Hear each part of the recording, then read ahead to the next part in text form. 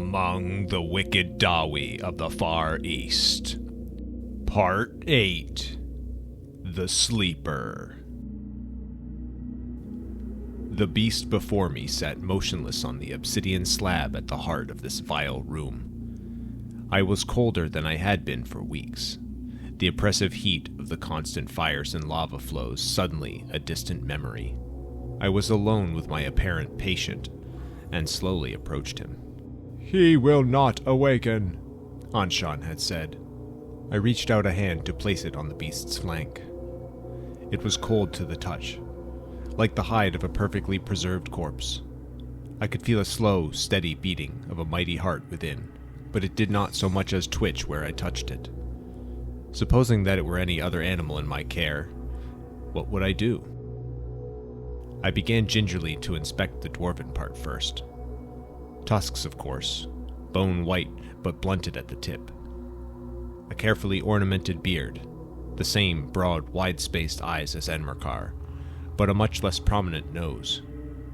No signs of blood, obstructed breathing, bruising. No obvious cranial damage that could yield a comatose state. The picture of dwarven health, a younger one. The more I looked at him, the more I felt I was seeing Enmerkar as he might have looked in his prime. Square-shouldered, barrel-chested, powerful. But this yielded no wisdom. I turned back to his bestial aspect, and immediately hissed an oath. How could I have missed this when I touched his flank?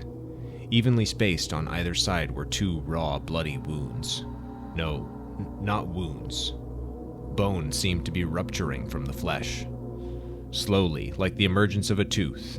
Not just any bone. Spiny, curved strands set to spread into 3 or 4 arcs. These looked like, for all the world, like the beginnings of a pair of wings, erupting from the creature's back. The pain would have been excruciating. I felt at once this was no malady of my kind. At last, I thought, the fascination with sick beasts seemed to fall into place. The centaur was ailing. It was undergoing some sort of change, deep here in the obsidian.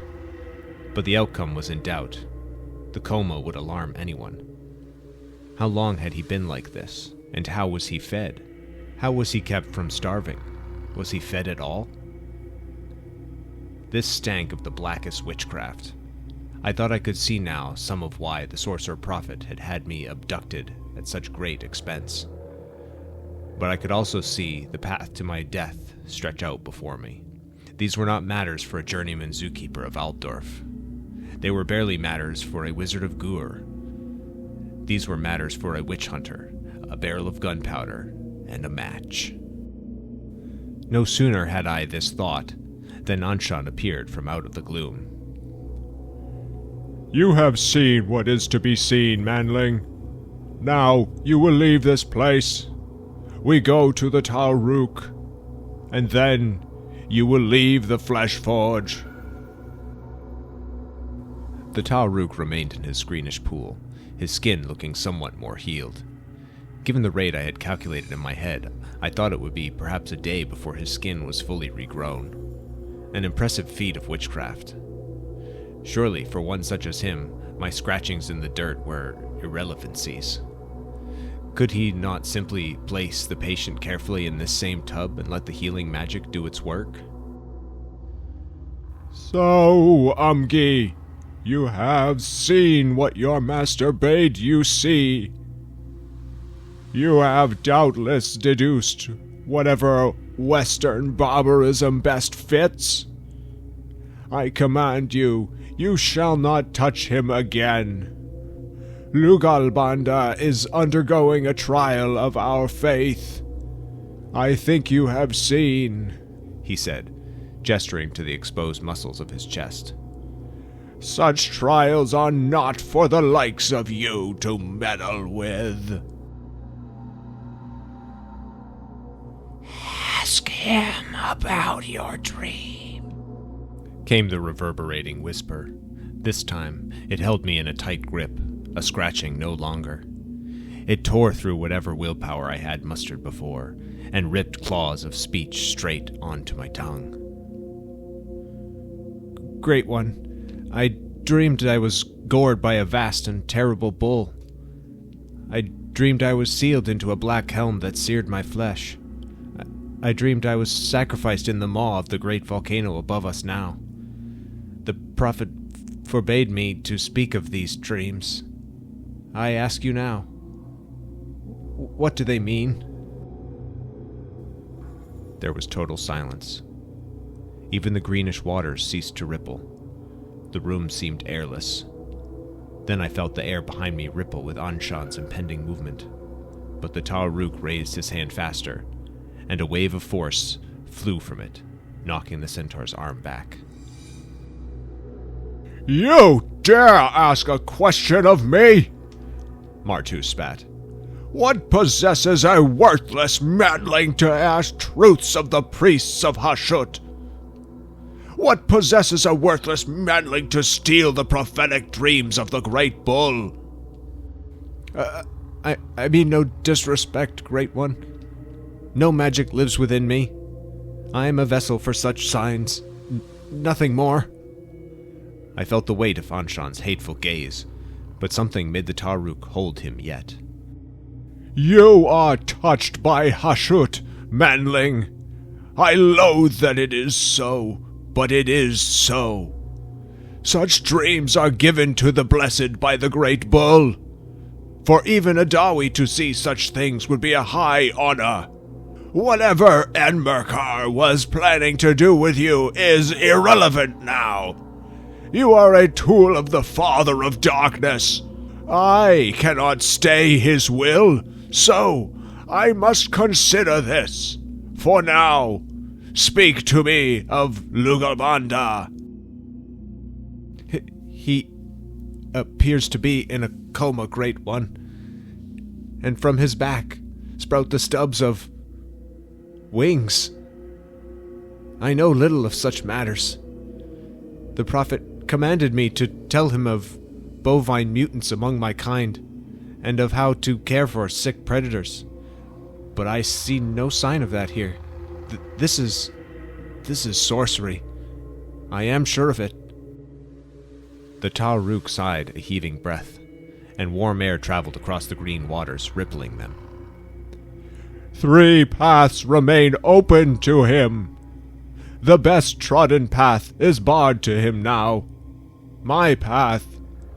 He will never become as I am, or as Anshan is. So, 3 paths remain. If he falters in form or spirit, the wings will never come. But in their place, mutation will never cease. His flesh will burst as the power of the great beyond overtakes him, and he is reduced to a fearsome, idiot mass. You sensed them, did you not?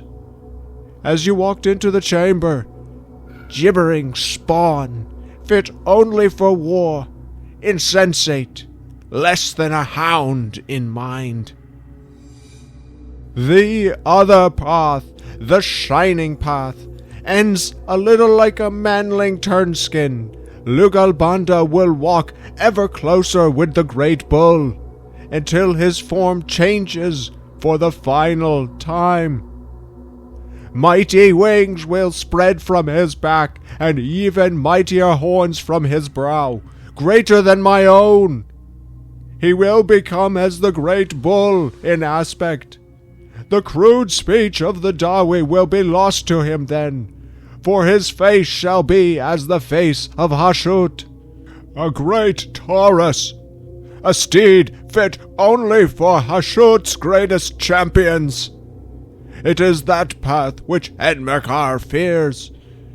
To lose his son in such a way brings him great sadness, for the stone curse has gelded him.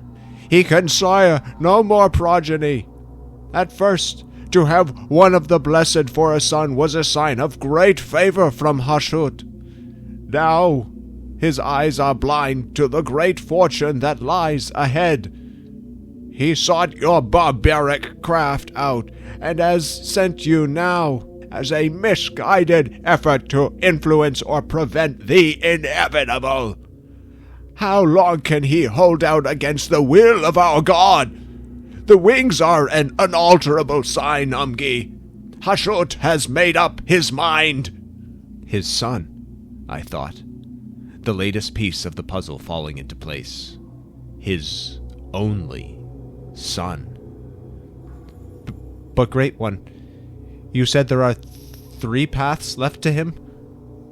The Taruk laughed, a guttural sound, and flared his nostrils.